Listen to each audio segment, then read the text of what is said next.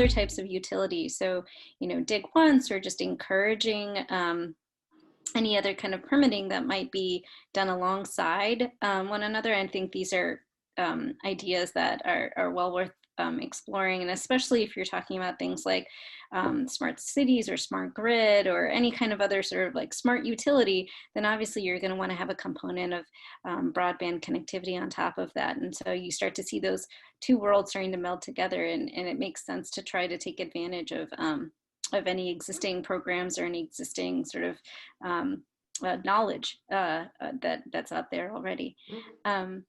With that, I wanted to move to our next panelist, Rachel. And you had earlier, if you could give a little bit of a personal intro, but then also if you could speak to the experience of school leaders trying to navigate some of the resources that currently exist from the municipalities. And because we are starting to run short on time, if you could also speak to some of your thoughts about centralizing information and trying to consistently communicate updates to those who need them. Thank you. Thanks for having me. My name is Rochelle Fosu.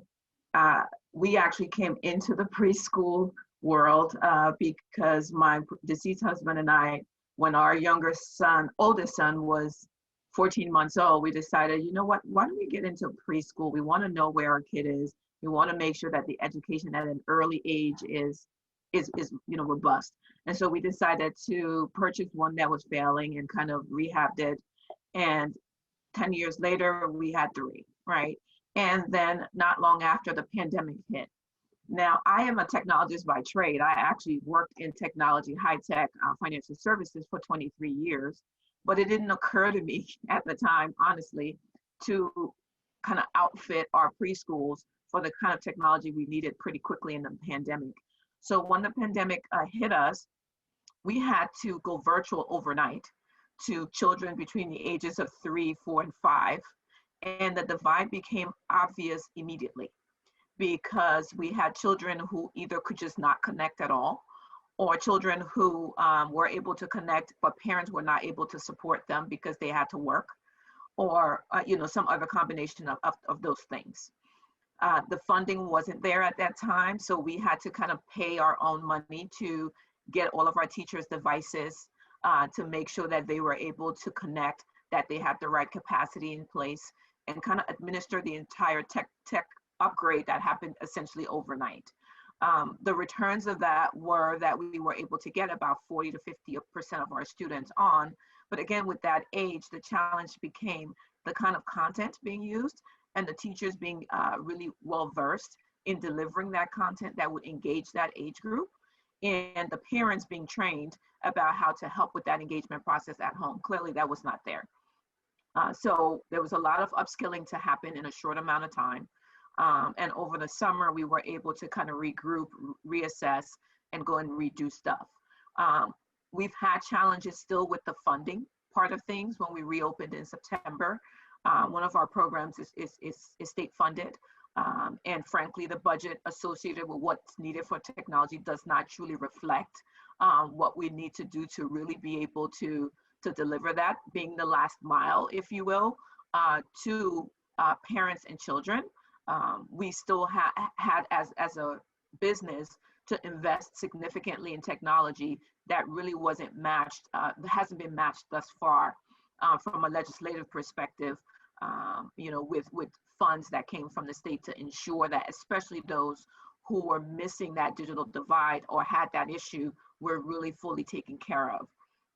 Fast forward to now, we still find ourselves in a situation where there is a lot of bleeding going on in the childcare and early childhood arena. About 42% of preschools are closed. And at the rate that we go, if this continues, we could be looking at about 60% at the end of this year. So it becomes extremely critical, right, especially for our children who are economically disadvantaged, that we are able to support them to either get them into the classroom, or because our capacities are smaller, we can't get everybody in. So we actually have to have a hybrid approach to reach a majority of the students because they can't all physically be in the classroom. So some have to be virtual, and we have to be able to deliver both. On top of that, we have a wider age range of children that we're servicing now. So we go anywhere from newborn to school age, because some of those children now have to come into us to do their virtual learning because their parents need to go to work. So our staff has to be skilled across the board, and we had to do some shifting around with staff who were more technologically adept than others to kind of be able to support that, but we still find ourselves with issues around just funding of the payroll necessary to support all of these different age groups and needs within the same structure as we used to operate, and with really only one PPP stimulus check so far that was for 8 weeks. So we still are really struggling in that space. We are doing the best we can to deliver that service. What has also been a challenge for us is getting access to the monies that are out there and available. I literally have one of my staff who spends most of her day trolling to find where these funds are, because there really isn't one single place that allows us to go and say, hey, this is preschool, this is your support structure, these are the different areas where you can go, and here are the links, by the way, to apply for these different grants or loans or whatever the case may be. We literally have to go everywhere and chase a lot of websites and check every day to see if they're updated, to make sure that we're not missing an opportunity, as opposed to it being proactive, which should be that we are seeing a list of this is what's available, and here's how you access it, here's how you easily apply for it, and by the way, it's going to come to you through an established channel, so that we're not having to have, distributions by check, by mail, by, all these other media that really is not efficient. So there's a lot of work to do in this space. One of the things that's close to my heart is bridging that gap. And I'm really invested in trying to think about how this summer we can start to offer programs that do that for children, because when the summer hits, we're going to get bombarded, because when schools officially close, there will still be this gap of knowledge, right? And we need to be able to be prepared to fill that gap.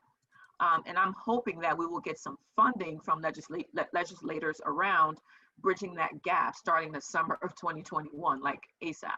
So those are my thoughts. Thank you. I mean, I think you make a really good point about funding.